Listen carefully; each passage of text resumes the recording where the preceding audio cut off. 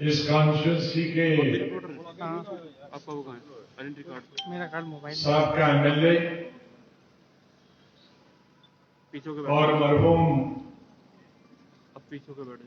چودھری اسلم صاحب کی سرزمین پہ سر لائیو چل رہا ہے، کوئی بات نہیں، پیچھے جائیں گے تو کیا؟ اس سرحدی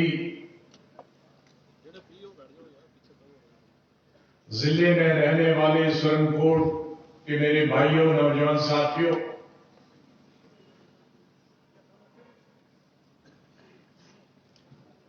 اور اس جلسے میں موجود سابقہ چیئرمین کونسل جہانگیر میر صاحب، کٹھوا سے آئے ہوئے ہمارے سابقہ وزیر منوہر لال شرما جی، ان سے ہی ہمارے ساتھی دوست بھائی مرحوم ناز صاحب کے فرزند ریاض ناز صاحب جو DDC کے ممبر بھی ہیں،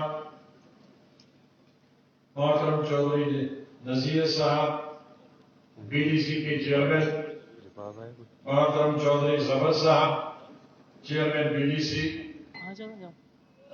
کچھ دیو ورما صاحب، خواجہ قمر صاحب، چودھری رشید کالی صاحب، چودھری غلام محمد صاحب بلاک پریزیڈنٹ، چودھری نذیر صاحب بلاک پریزیڈنٹ، ماسٹر عبدالغنی صاحب، برکت صاحب بلاک پریزیڈنٹ، سبھی BDC کے ممبران، DDC کے ممبران،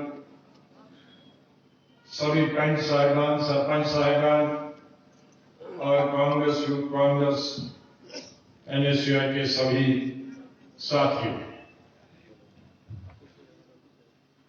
اس تاریخی میدان میں جو ابر خبر پہلے ہی سے تھا،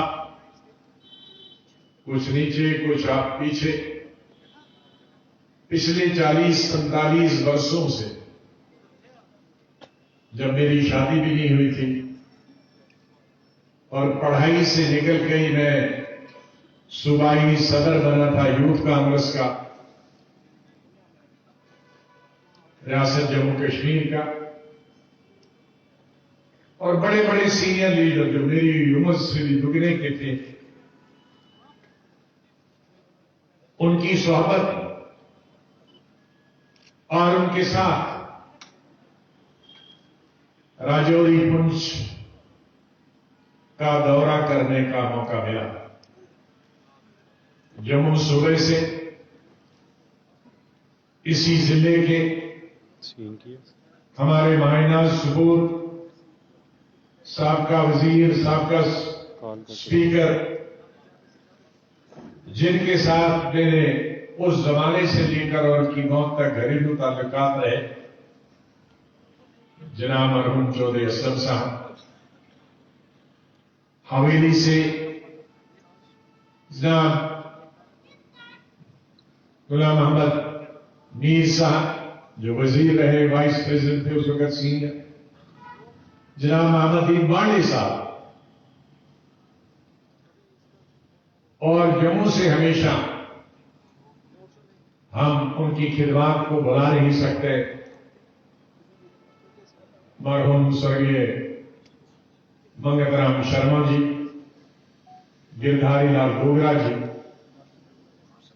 ماسٹر بیلی رام جو راجوری ڈسٹرکٹ سے،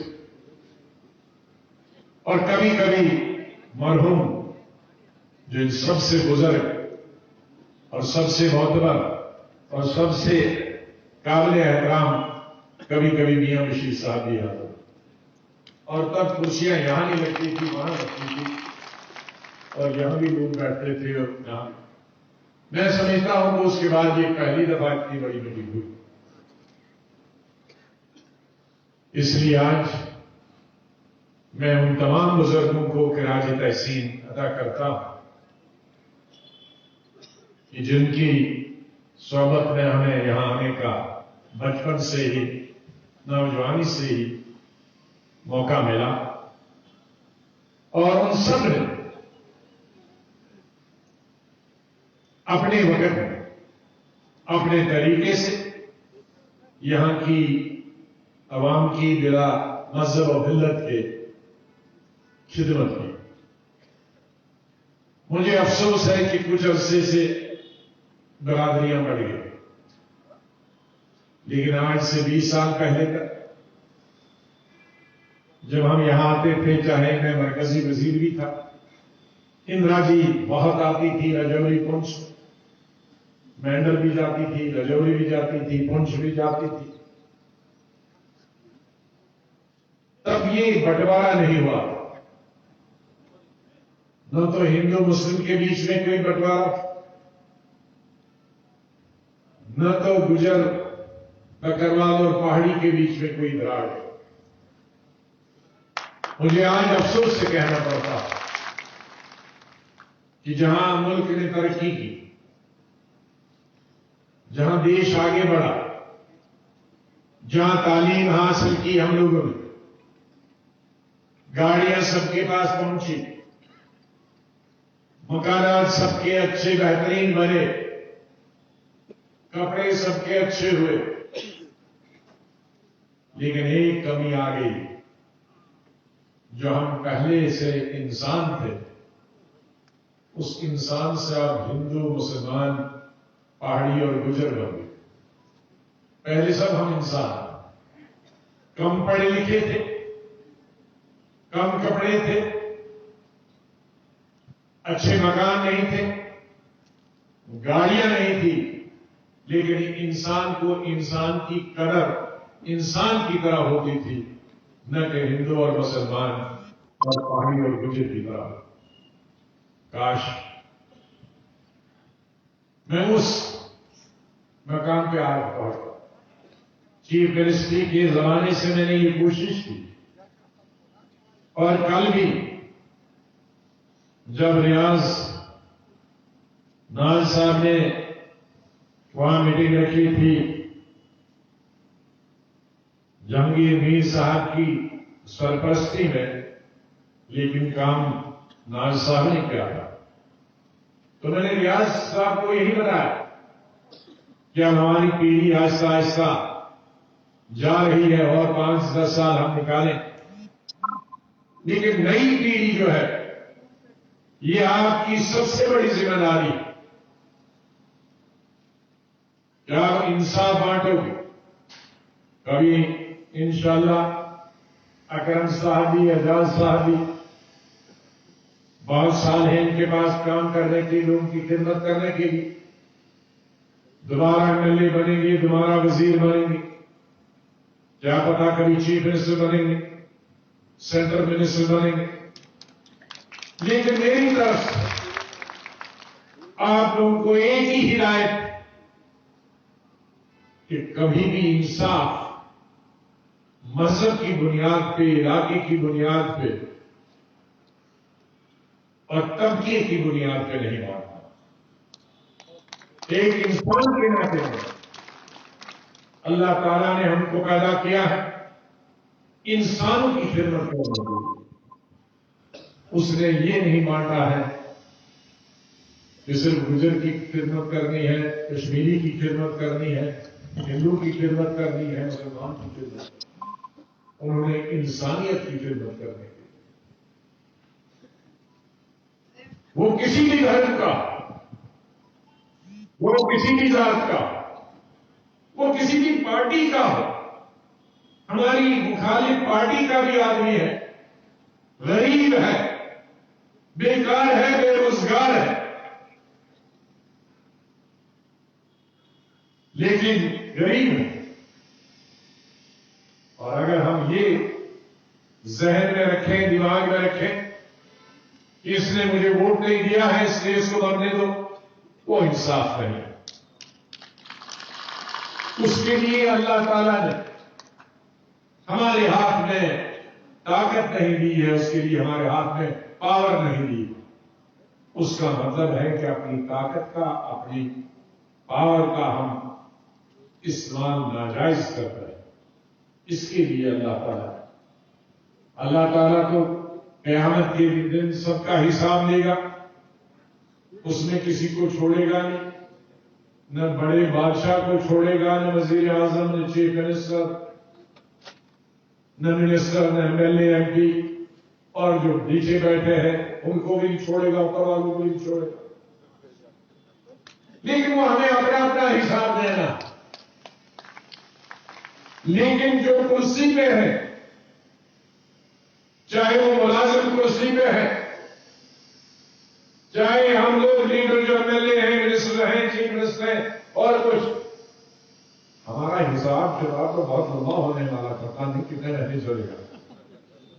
کیونکہ ہم نے اور ہر علاقے کا حساب کتاب دینا ہے، ہم دھرم کا حساب کتاب دینا ہے، ہر گاؤں اور شہر میں رہنے والے کا حساب کتاب دینا، ہم نے ہر غریب اور امیر کا حساب دینا، پورا فریم خراب. ہم نے ہر پارٹی کے حساب دینا ہے کہ کیا میں نے صرف اپنی پارٹی کے ساتھ انصاف کیا اور میں نے جو مخالف پارٹی اس کے ساتھ دشمن کا سلوک کیا. تو اس لیے ہماری آخرت کے لیے بھی، ہماری آخرت کے لیے بھی، اور ہماری انصاف کے لیے بھی، اور اپنے ذہنی سکون کے لیے بھی، اور اپنی تسلی کے لیے بھی، ہم لوگوں نے سب کے ساتھ انصاف کیا. یہی سیاست. آخرکار ہم لوگوں نے زندہ کتنے سال، کوئی 50 سال، 80 سال رہتا، اور یہ دنیا لاکھوں سالوں سے بنی، لاکھوں سالوں تک رہے گی. اس میں یہ 60، 70، 80 سال تو ایک پل بھی نہیں. تو ایک پل کے لیے یہ نفرت کیسے، یہ بٹوارا کیسا، یہ دیواریں کیسے؟ اس لیے میں راجوری اور پونچھ کے سبھی بھائیوں کو گزارش کرتا ہوں کہ یہ عارضی دیواریں یہ سیمنٹ کی نہیں بنی ہے، یہ فولاد کی نہیں ہے، یہ پتھروں کی دیواریں جو دھرموں کے بیچ میں اور ایک طبقے اور دوسرے طبقے کے بیچ میں کھڑی کی ہیں. یہ دیواریں ریت کی دیواریں ہیں. یہ ہوا کے جھونکے سے گر جا سکتی ہے. کیا کر رہا ہوں؟ آئیے اس الیکشن سے پہلے جب کبھی ہو، یہ دیواریں ہم گرا دیں. یہ ہمارے ہاتھ میں، ان دیواروں کو گرانا ہمارے ہاتھ میں. اور ان سیاستدانوں کو بھی کسی بھی طبقے سے ہو، کسی بھی مذہب سے ہو، ان کو کہو کہ ہمارے بیچ میں یہ دیواریں مت کھڑی کرو، ہمارے بیچ میں یہ نفرت کا بیچ مت ہو. تم لیڈر ہو، لیڈروں کا کام ہونا چاہیے اتفاق کرنا، اتفاق کرانا. لیڈروں کا کام ہونا چاہیے دلوں کو جوڑنے کا. لیڈروں کا کام لیڈروں کو دلوں کو توڑنے اور جدا کرنے کا نہیں ہونا.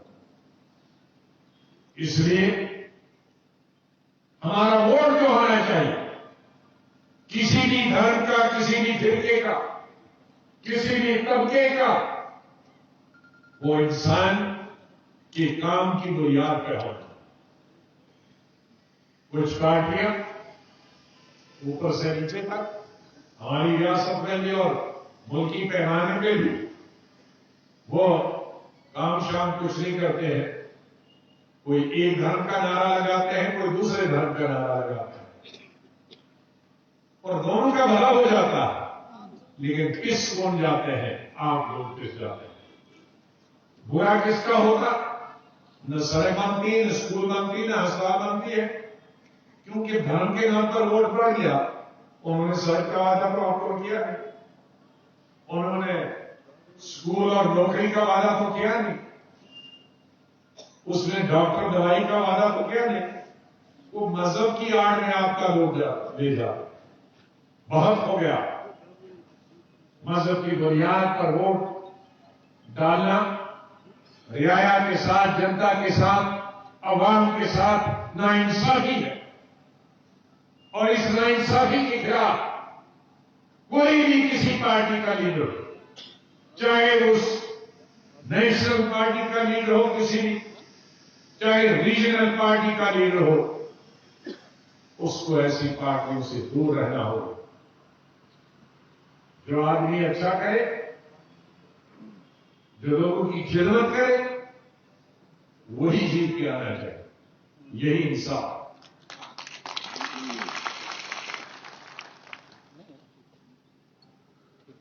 بڑے بہت مشکل حالات ملک بھی اور خاص طور سے ہماری ریاست جموں کشمیر گزر رہی ہے۔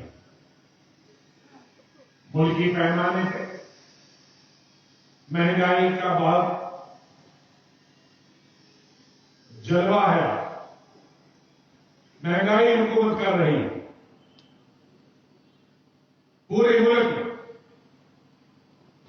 پورے ملک میں بیکاری اور بے روزگاری ہر گاؤں میں، ہر شہر میں، ہر قصبے میں پھیلی ہوئی، کسی کو نوکری نہیں مل رہی۔ لیکن ہمارے ملک کے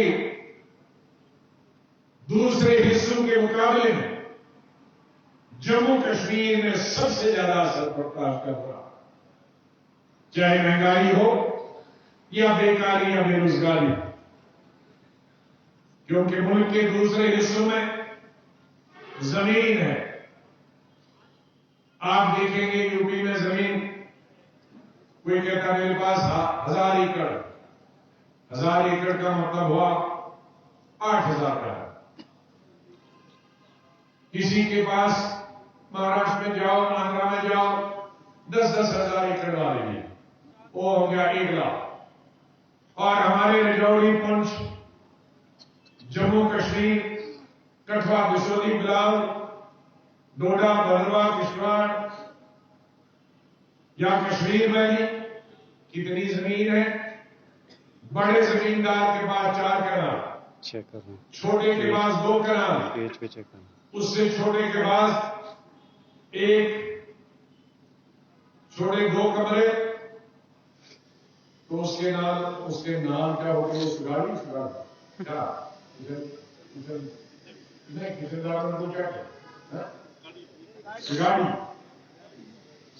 میں 4 نکلتے ہیں سبزی کے دانے اور 1 بھٹا۔ یہ ہماری زمین ہے، کھیتی۔ کیا کھائے گا؟ کہاں سے پیے گا؟ اور اس پر بھی لایا جاتا ہے، اس پر بھی یہ زمین، اس پر بھی یہ سرکار آئی تھی، جس کے پاس 40 سال سے زمین تھی، 50 سال سے تھی، 60 سال سے، یا روشنی میں ہم نے دی، وہ بھی واپس لے رہے۔ میں بار بار کہہ چکا ہوں پارلیمنٹ کہ جو ہماری موجودہ سرکار ہے اسے جموں کشمیر کا ہسٹری جغرافیہ معلوم نہیں۔ وہ سمجھتے ہیں جب تک لداخ بھی تھا تو 1 لاکھ اسکوائر کلومیٹر ہے۔ جب 370 توڑنے کی بات آئی یا اس سے پہلے، ایک پارٹی کے لوگوں کو کہتے تھے وہاں تو ایک آبادی 1.5 کروڑ ہے، لیکن 1 لاکھ اسکوائر کلومیٹر ہے، آپ تو 5-5 کلومیٹر لے لو۔ لیکن آج وہی مجھ سے کہتے ہیں ارے ہم جموں کشمیر گئے تھے زمین لینے، وہاں تو بتایا 60,000 اسکوائر کلومیٹر تو لداخ تھا، جس میں زمین صرف 1 کلومیٹر اگانے کی، اور جموں کشمیر گئے تھے تو وہ جموں کشمیر، جموں ہم سمجھتے تھے یہ میدانی علاقہ ہے، اور وہاں پوچھا جموں آ کر تو معلوم ہوا یہ 95% پہاڑی علاقہ ہے، صرف 5% پلین۔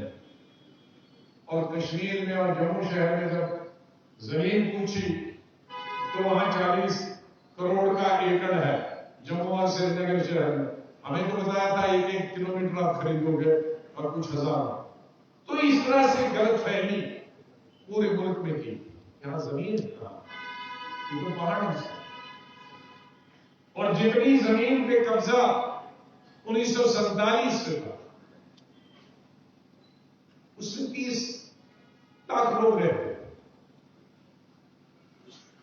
زمین جتنی تھی 1947 سے وہ صرف 30 لاکھ لوگوں کے لیے تھی.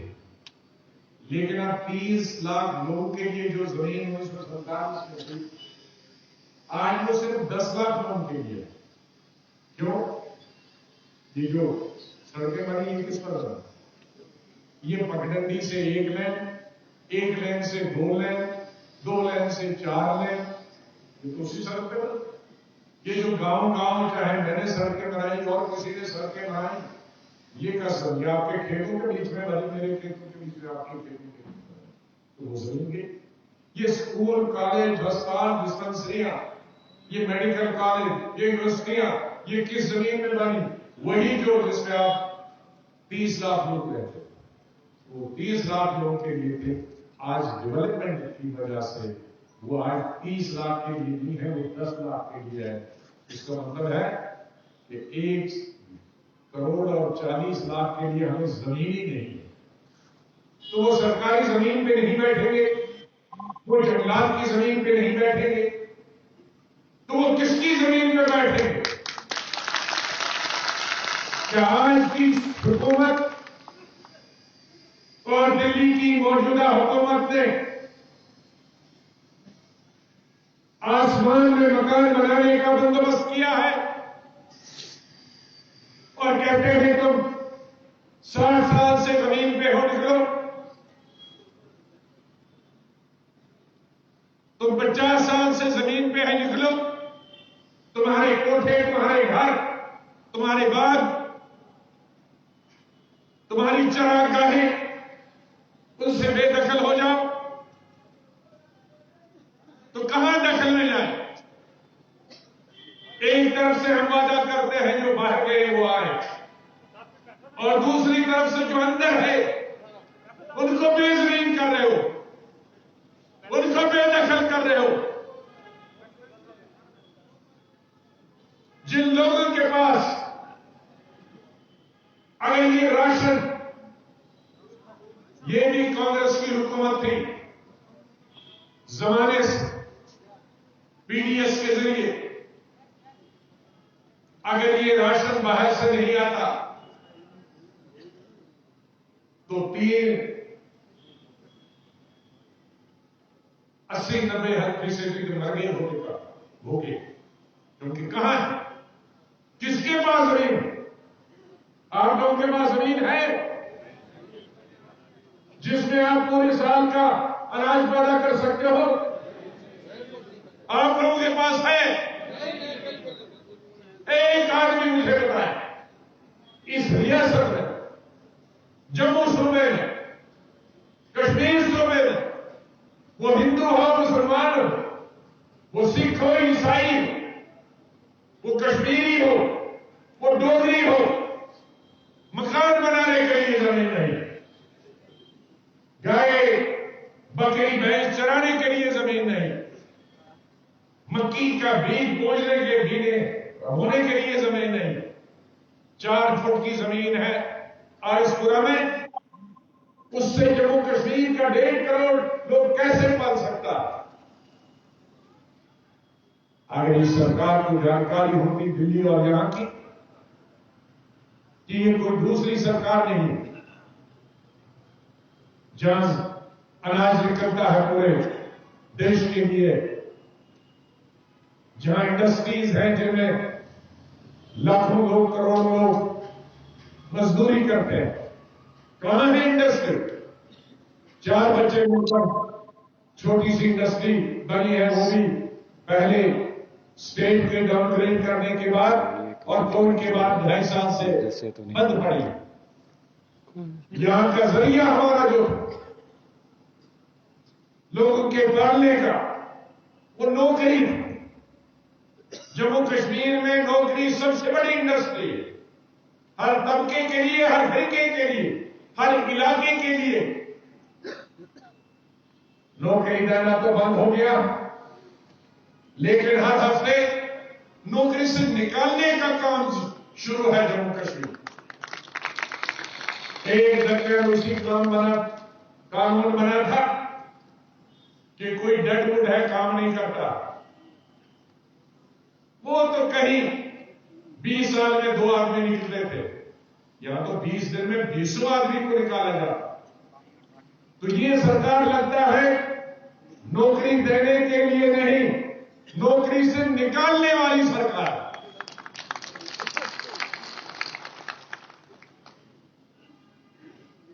लिहाजा इन हालात, जम्मू कश्मीर में असेंबली के इलेक्शन जरूरी, जब तक इस रियासत में चुने हुए नुमाइंदे, चुनी हुई सरकार क्यों न हो, मैं इसमें कोई विवाद नहीं करता, हिंदू हो मुसलमान, हम सब भाई हैं, सब एक है, एक हूं। लेकिन चुना हुआ नुमाइंदा किसी भी पार्टी का हो, किसी भी धर्म का हो, चुना हुआ नुमाइंदा लोगों के दिलों की धड़कन को समझता, उनकी मुश्किलात को समझता, उनकी मुसीबतों को समझता, उनकी गुर्बत को समझता, उनकी जहालत को समझता, उनकी लाचारी को समझता, उनकी मजबूरी को समझता। लेकिन बाहर वाला जो बड़े सूबों में रहने वाले, जिनने बड़ी बड़ी जमीनें देखी, बड़ी बड़ी इंडस्ट्रियां देखी, बड़े बड़े कारखाने देखे हुए, उनको हमारी समझ में नहीं, हमारी उनकी समझ नहीं आ। आज भी मेरे जिले से, चिनाब वैली से और रजौरी पुंछ, कितने हमारे एसटी के भाई बहनें, माएं, बेटियां, बच्चे 10-10, 15-15 दिन भैंसों के साथ, बकरियों के साथ ढोकों में जाते हैं, जहां डॉक्टर नहीं, जहां दवाई नहीं, जहां रास्ता नहीं।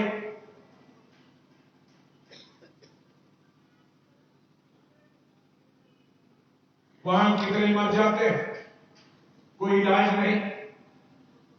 कितने घास काटते काटते हमारी माएं, बहनें, बहू बेटियां गिर जाती, या तो मर गई, या टांग टूटी, या बाजू टूटा। और मिलिटेंसी जब उरूज में थी तो तब कुटाई और हो जाती थी, दोनों तरफ कुटाई होती थी, बगैर वर्दी वाले जो पार वाले थे उनसे, और उसके बाद वर्दी वाले। तो इन मुश्किलात को ये नहीं जानते। मुझे याद वाजपेयी जी के जमाने में वो ढोक, पता नहीं मुझे रजौरी पुंछ थी कि चिनाब वैली थी, उसमें सिक्योरिटी फोर्सेस एक ढोक में लाकर गुजरों को, हमारे गुजर बकरवाल भाइयों को पीट पीट के उनका हमला बना दिया। तो मैंने बहस मांगी, इस पर बहुत शोर उठा। अटल जी और अडवाणी जी दोनों मौजूद थे, बहुत लोगों ने हिस्सा लिया जिनको मालूम नहीं था हमारे जम्मू कश्मीर के पहाड़ों का और कौन जाते हैं। तो मिनिस्टर साहब ने कहा था कि उन्होंने पनाह दी, कुछ मिलिटेंटों को खाना खिला। तो जब मेरी बारी आई, मैंने कहा ये दिल्ली के एयर कंडीशन में बैठकर, बुलेट प्रूफ गाड़ियों में रहकर और सिक्योरिटी चारों तरफ रखकर मिलिटेंटों को गालियां देना बहुत आसान है, लेकिन उन पहाड़ों पर जो 13, 14, दिन पैदल रास्ते हो और निहत्ते हमारे गुजर बकरवाल या कोई भी पहाड़ी हो, या अलग से आबादी छोटी छोटी हमारे, जिस तरह से हिंदू भाई को अटैक करते थे, जिसकी वजह से फिर उनको बंदूकें दी। मैंने कहा वो हिंदू हो, वो मुसलमान हो, वो कश्मीरी हो, पहाड़ी हो, जो एकांत जगह रहता है, उसे अगर 10 मिलिटेंट 20 मिलिटेंट रात को आएंगे तो बंदूक की नोक पर उसे जगह भी देनी पड़ेगी, खाना भी खिलाना। वो कहते क्यों हैं कि जब नीचे शहरों में जाते हैं या कस्बों में जाते हैं और आर्मी पुलिस उनके पीछे पड़ जाती है, ढूंढती है, उनका पीछा करते हैं, वो पहुंच जाते हैं ढोको, तो मजबूरी में खिलाते। तो एक बात बताऊं जो पार्लियामेंट के रिकॉर्ड में मैंने कहा, अडवाणी जी आपने कुछ दिन बाद बयान दिया था कि कुछ मिलिटेंट पुरानी दिल्ली आए हैं और सबको सतर्क रहना पड़ेगा। सब पार्लियामेंट अब अपना अपना सब तहफ़्फ़ुज़ करें किस पर हमला कर। तो मैंने कहा आज प्राइम मिनिस्टर आप ये ऐलान कर दें इस हाउस में कि सब मिनिस्टर्स और prime minister, deputy prime minister आज से कोई सिक्योरिटी नहीं रखेंगे, कोई भी नहीं। फिर उसके बाद मुझे कल पार्लियामेंट में बात हो, याद करना कि किस मिनिस्टर और किसके शायद उससे ऊपर भी किसके घर में मिलिटेंट रहेंगे, 1 हफ्ता रहेंगे और खाना भी खिलाएगा। और फिर उसके बाद अगर कहेंगे कि भाई हमने मुल्क के लिए जान दे दी, तब देखेंगे कितनी लोग जान देते। और वाजपेयी से बड़े अकलमंद आदमी, बहुत अकलमंद आदमी है, मैं उनकी कदर करता हूं। कई चीजों में मैं उनकी बहुत कदर करता। वो उठे और उन्हें बताया कि गुलाम नबी जी ने हमारी आंखें खोली, इसलिए हम हिदायत देंगे सिक्योरिटी फोर्सेस को कि उनकी जब तक वो साबित नहीं करे आने वाले वक्त में कि ये जायज से खाली एक जगह उन्हें खाना खिलाया, 2 दिन रहे, अकांत जगह, उसका ये मतलब नहीं है उनसे मिले हुए और उन्हें तंग नहीं करना चाहिए। लेकिन आदमी में वो समझ गया कि ये तो वाकई सच बोल रहा है। हम तो यहां बैठे हैं जनरल लगाकर, आर्मी लगाकर, फला बैठकर और गालियां दे, तो वो तो हम क्या करते हैं। तो इसीलिए ये कई सालों से आपकी लड़ाई जैसे तरीके से लड़ रहे हैं, आपकी लड़ाई, ये लड़ाई हमारी जारी रहेगी जब तक लोगों को इंसाफ नहीं मिलेगा, जब तक लोगों को रोजगार नहीं मिलेगा, जब तक लोग इलेक्शन नहीं होंगे। ये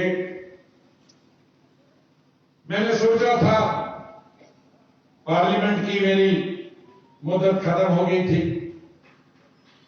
मैं जम्मू कश्मीर से राज्यसभा का मेंबर था, लेकिन यहां असेंबली नहीं थी, एमएलए नहीं थे, तो एमएलए नहीं थे तो राज्यसभा वोट कौन देता। इसलिए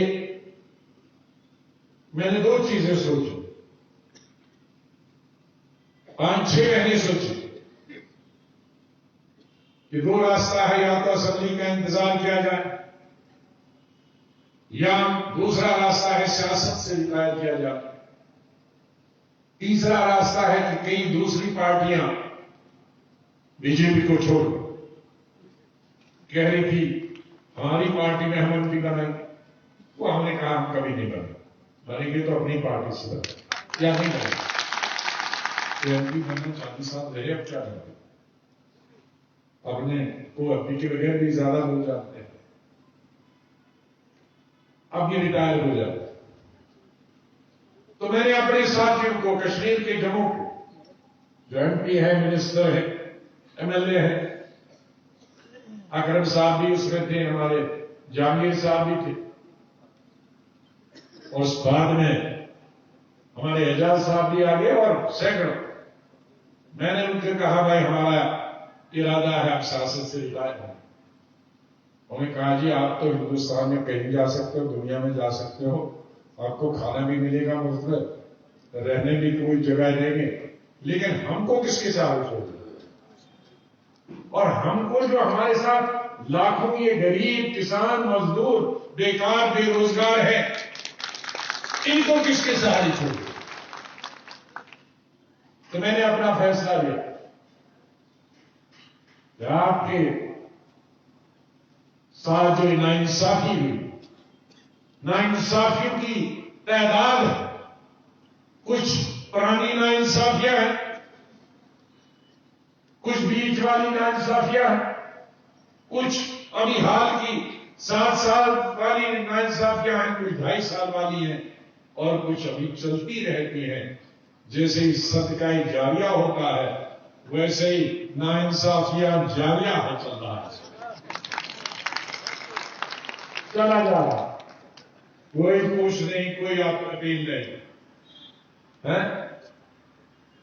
تم زندہ رہو یا مرو 9:30 کو چلو.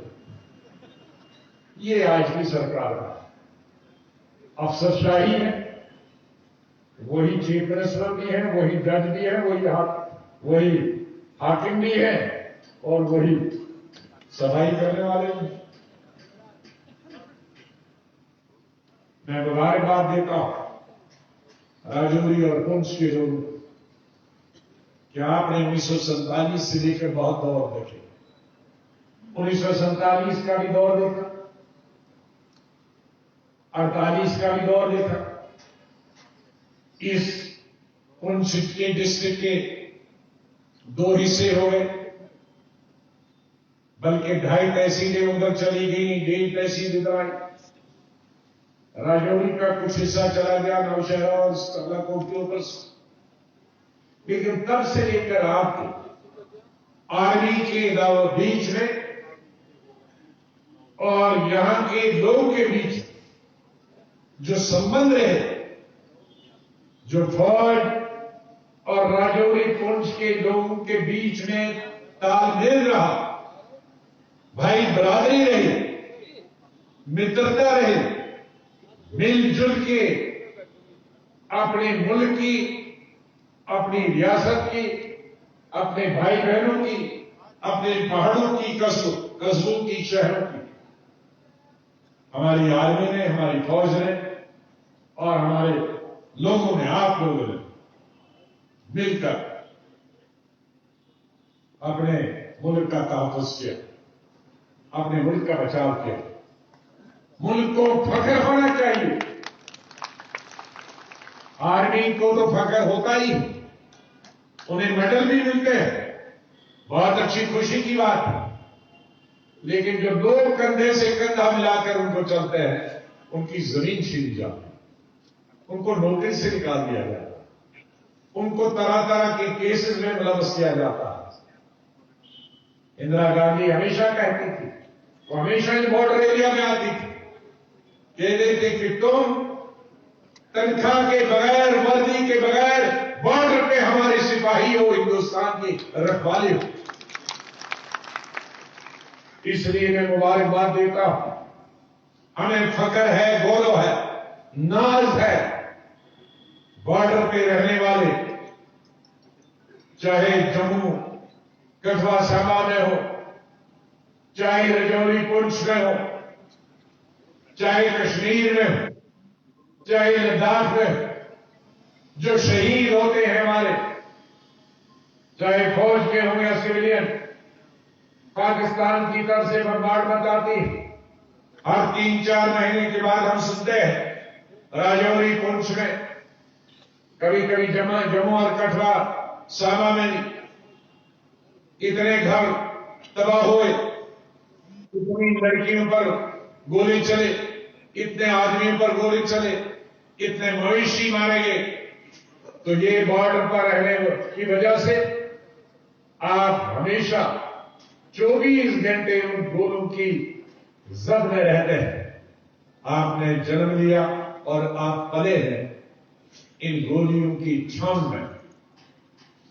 اور آپ کے ساتھ جو ناانصافی ہوتی ہے مجھے بہت افسوس ہے اور مجھے شرم بھی آتی ہے کہ لوگ جو حکمران لوگ ہیں وہ اس کو سمجھ نہیں پاتے ہیں اور اس کا تجربہ نہیں کرتے.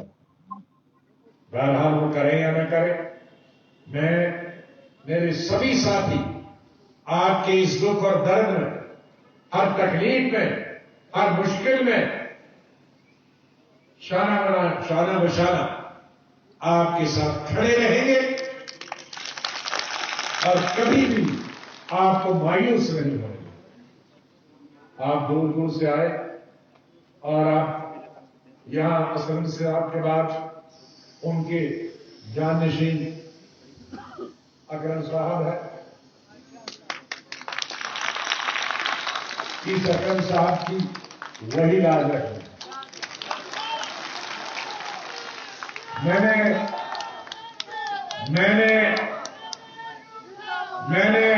گل سنا ہوا پہلے وہ بعد نعرے لگانے کا ہوا. میں نے پورے ہندوستان کے سبھی پارٹیوں کے لیڈروں کو ایم ایل اے سے لے کر ایم پی سے لے کر منسٹر سب کو دیکھا، لیکن میں یقین سے کہتا کہ جتنا شریف، جتنا ایماندار، میں ہمیشہ بڑا ٹھیکیدار بنتا ہوں ایمانداری کا، لیکن مجھ سے بھی زیادہ جو منسٹر بھی رہے، جن کا باپ 57 کے دش میں ایم ایل سی رہا، جب میرے چاچا گرام رسول آزاد ایم ایل سی، تب ان کے دادا اسلم صاحب بھی ایم ایل سی تھے. پتا نہیں کتنے لوگوں کو معلوم. اور اس کے بعد تقریباً 7-8 ٹرم چودھری اسلم صاحب رہے، منسٹر رہے، لیڈر رہے لیجسلیچر پارٹی کے، 6-7 سال اسپیکر رہے، اور رہتے کہاں ہیں؟ نالے میں. آج مجھے بتاؤ، اس دنیا میں، ہندوستان کی بات کرتا ہوں، پورے ہندوستان میں، پوری اسٹیٹ میں اتنی دیر تک حکومت میں رہنے والا گاؤں میں کون رہتا؟ یا تو دلی میں رہے، یا تو جموں میں، یا سنجے میں، یا بمبئی بستر کے پاس. وہ اپنے گاؤں میں. وہ کیوں؟ کیونکہ پیسہ نہیں خرچ جاتا بنانے کے. کوئی گاؤں میں وہ بھائی چارہ ہوتا تھا، کوئی بیٹی لائے، کوئی دیوار بنائے، کوئی اس طرح سے. اس لیے ایسے یہ آج نایاب چیز، تو اس نایاب چیز کا یہ فرزند ہے، اولاد ہے، ان پہ ہمیں فخر ہوگا. اور یہ جب بنے ایم ایل اے تو بس سنیے میں نے کیا بتایا تھا. میں نے کہا بدقسمتی سے راجوری پنچ میں تناؤ بہت ہوا ہے پہاڑی اور گجر بہادری، اور ہم جناب میری بڑی بڑی جنت میں رہتے ہیں، وہاں یہ پتہ ہی نہیں کیا، یہ پتہ ہی نہیں کہ پہاڑی کیا ہوتا ہے اور گجر کا بات ہے. اور میں دعا کرتا ہوں کہ یہ غلط کبھی چوٹ چاپ کی طرح ہو جائے، یہاں ختم ہو جائے. اور کبھی کبھی مجھے ادھر سے لانا پڑے گا 10-20 ہزار دونوں ملا کر، تو آپ کو ٹھیک کر دیں گے. تو میں نے ان کو کیا بتایا، پہلے دونوں آنکھیں کھلی رہے، اور کہتے ہیں کہ تیسری بھی آنکھ ہوتی ہے میرا، وہ بڑے بڑے لوگ کوئی تیسری آنکھ سے دیکھتا. تو 2 آنکھیں ہیں، گجر اور یہ پہاڑی اور گجر بکروال، اور تیسری آنکھ ہمارے ہندو بھائی ہیں جو 24 گھنٹے جس سے دکھتا ہے وہ سوتی بھی ہے. یہ 2 آنکھیں تو سو جاتی ہیں، لیکن تیسری آنکھ کیا ہوتی وہ کبھی نہیں سوتی ہے. تو تیسری آنکھ ہمارے ہندو بھائیوں پر بھی ہونی چاہیے، کیونکہ وہ اقلیت میں آ رہا ہے. تو مجھے پورا یقین ہے کہ یہ تینوں آنکھ ہے برابر کھلی رکھیں گے اور آپ کی خدمت کریں گے. اور یہ اعزاز کے لیے بھی کہاں اعزاز کے لیے اب چوتھی آنکھ بھی ڈھونڈنا پڑے گی کیونکہ دوسرے شہر میں سکھ بھی رہتے ہیں. اور عمران دوسرا ان کے والد صاحب اللہ تعالیٰ ان کو شفا دے, جلدی ٹھیک ہو جائیں, بیمار ہیں جس کی وجہ سے. عمران ظفر DDC کے ممبر, وہ بھی نوجوان ہیں. نوجوان جو ہے ان کو میں یہی ہدایت دیتا ہوں, ہندو ہو یا مسلمان ہو. یہ کبھی ایسا نہیں کہ مسلمان لیڈروں کو ہے, ہندو لیڈروں کو بھی ڈالتا ہوں میں. آپ بھی دونوں آنکھیں کھلی رکھتا ہوں. جی شرما جی, ان کو 20 دفعہ آنکھیں ڈالتا ہوں کہ آپ لوگ گزر آتے ہیں اسٹیج پہ بٹھاتے ہو, اور جب میں کٹوا جاتا ہوں میں بٹھاؤ لا جی, کیونکہ خالی کہنے سے نہیں ہوتا. میں یہاں بھی خوش نہیں ہوں.